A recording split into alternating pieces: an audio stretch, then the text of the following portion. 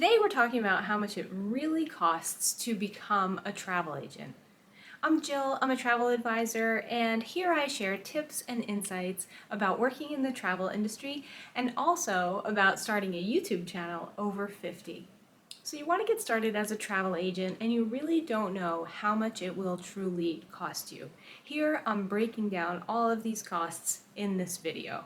So first of all, you don't need to be certified to be a travel agent or have a license, but you do need credentials. And that credential, the main credential, is an IATA number. And that stands for the International Air Transport Association. So the first cost that I want to talk about is a host agency fee. So a host agency is an umbrella travel agency that as a new travel agent, you might want to seek out working under a host agency. This is really, in my opinion, the best way to get started as a travel agent because they provide you with the credentials you need and they provide you with a lot of other resources that you could find very, very useful as a new agent. So the first resource that they provide for you is training. So as a new travel agent, it's great to get new agent training. So as you're doing your search through different host agencies to figure out which host agency might be right for you, see what kind of training they have for new travel agents because that is highly valuable. And the cost to get started with a host agency will include some sort of training. So it's really good to find out from those potential host agencies that you're researching what they include. So as far as the costs go, there are two different main ways that a host agency collects your fee. The first one is a monthly fee. So that could be from like somewhere between $50 a month up to $500 a month. And there's a big range in between. The other way that they get paid is through a commission split. Now this means that you will split your commission with the host agency and that is how you will pay them to use their credentials and to access all of the other resources that they provide. And that split could look like 70-30 where you make 70% of that commission and the host agency makes the other 30%, or it could be an 80-20 or another type of split. But that's one way that they will receive fees for working with them under their umbrella. So we talked about training, and then they'll also provide a level of support for you. So check out your potential host agency for the level of support. They might be able to help you with airline tickets, support between vendors, like if you have questions from your host agency about a certain hotel brand or a certain partnership, they will have a level of support that they provide. So it's a good practice to find out from the host agency what their level of support is that they offer. And I have another video all about host agencies and making the right choice, and I'll link that below. So that's the first cost that will be on your list. The next one is equipment. So you'll want a laptop, internet service, and a phone. Now these you probably already have, but since you're considering going into business for yourself, you might want to upgrade your laptop or get a faster internet service or something like that. So that will cost you, your internet service could be about $100 a month or something higher, depending on where you live and the services that are offered there. Third is travel business insurance. This is E&O insurance, which stands for errors and omissions. And this type of insurance is professional liability insurance. And this is designed to protect you against any costs associated with a claim against your business.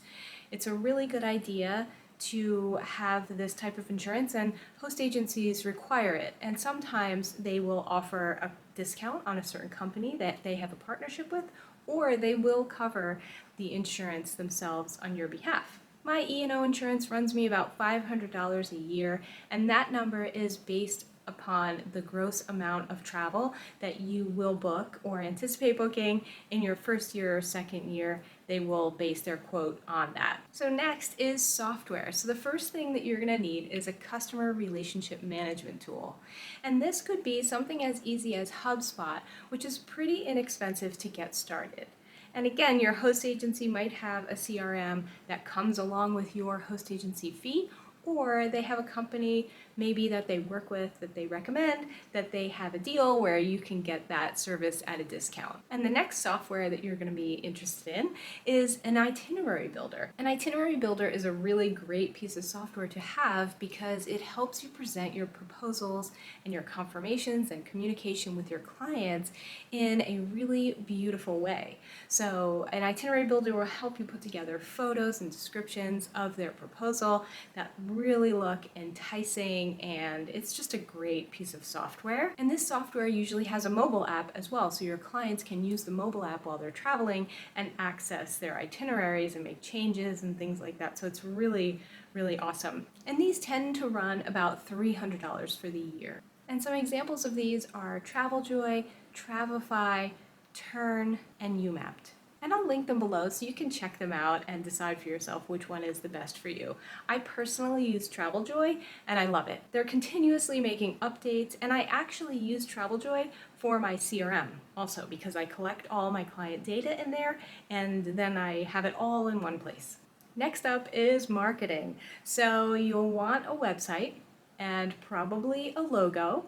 So you can create your own logo in Canva, or you can spend a little money and hire a graphic designer to do your logo. It all depends on what your budget is and how creative you are and how good you are working in Canva and creating logos. For your website, you can use something like Squarespace or Wix, which will help you design your website pretty easily and host your website too. So web hosting is another expense that you'll have if you don't use Squarespace or Wix, because you'll have a graphic designer design your website separately from the website hosting. So that could be another expense. Some companies who do website hosting are Bluehost and GoDaddy, and they're really inexpensive to get started. And then you'll want an email provider. So if you intend to send communications out to your clients in a batch form like a newsletter, you're going to want something like MailerLite or MailChimp or Flowdesk so you can easily write up your newsletter and send it out to your group.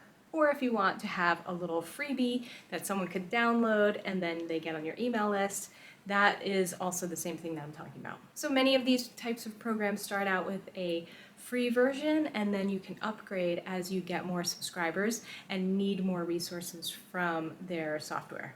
Then you'll want to consider spending some money on your own travel, because your own travel is travel education. It will help you offer services to your clients once you know destinations better. So there's two ways that I'll explain here how to increase your own travel knowledge. And the first one is FAM trips, and that stands for familiarization trips. These are trips that are put together by hoteliers or travel suppliers, and they have a set of dates and an itinerary, and they invite travel agents to come on those trips and experience their resort. They'll put together the whole itinerary for you, and it will really be a deep dive into that product. So FAM trips are an amazing way to really get to know a destination or a hotel or a supplier. They have you from the day that you arrive to the day that you leave. And it's usually a jam-packed few days of site tours and dinners and receptions, and you get to know the people and you get to know the different hotel rooms, and it's just fabulous. And it's usually at a pretty good discount. Usually it's a good price to go on a FAM trip. So to budget in for a FAM trip or two in the first year is really smart, and you should pick the FAM trips that are aligned with what you want to sell. So if you have an interest in the very beginning in cruises or in Mexico or a certain destination, Hawaii, watch for those types of FAM trips that come available, because you want to try to get onto those because they focus on what you want to sell. The second way is really your own travel. So you can plan your own FAM trip. It might be a little more expensive because you might be paying full price or get little discounts here and there at the hotels, but it will give you a more designed trip to what you want to do. So you might pick 3 to 5 hotels that you want to do a site tour in, and you want to meet those salespeople and you want to explore that area and that region or that destination, and you can design it how you want. It will take you a bit of work to put together that itinerary, and it could be a little bit more expensive, but you can add on a couple days for your own leisure or do your own work on your time. but it will just be more customized to what you want to do. So that's another thing to budget in and consider. Maybe in the first year you want to do one cruise or one trip that is a fam trip, and then one trip on your own to put together your own site tours, or you wait until year 2 to do that. Either way, you add it to your budget and see how much you have to spend on your own travel, and know that it will always be worth it because you'll be learning logistics and destination features and things that you can share with your clients down the road.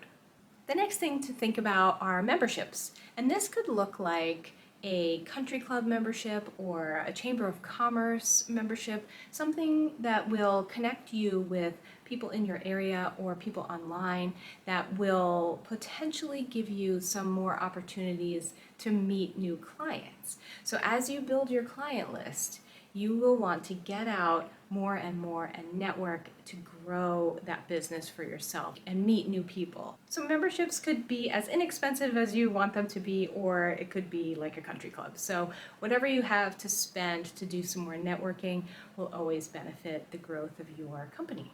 Trade shows, conferences, and events.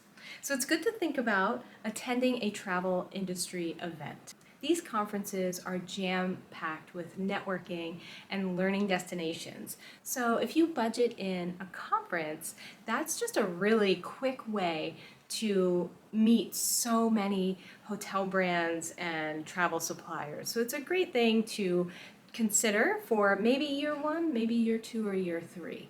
And what you'll want to budget in is the hotel nights, your food and beverage, the participation in that conference, and then any extra expenses that you feel you might have while you're traveling there.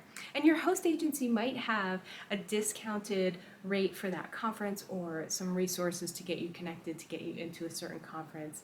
It's just something that, it might be another $2,500 or $3,000 or $1,500 to attend a conference, but just know that the value of making so many connections in a short number of days is really great. So definitely something to consider. And then there's further education. So nowadays there are quite a few companies out there that help travel agents learn more about running their business. I'll list them below so you can check them out, but a few that I recommend are Travel Pro Theory, Travel Biz Boss, Mexperts, Take the Helm, Teak, and Masters in Travel. These are great new companies that really offer you an advantage in your industry training. So just something to think about. The travel industry is really one of the easiest to get into financially. And the key is to invest in things that you need: systems, processes, networking, all the things that we talked about. I have an easy free worksheet down below that you might want to use and fill out to help you decide if this is the industry for you. I hope you found this video helpful, and if you did, go ahead and like it and subscribe for more. Thanks for watching. Today we're talking about... Oh, it's not even plugged in. Oh my god. Oh my god. Oh, that was close. It was close. Okay.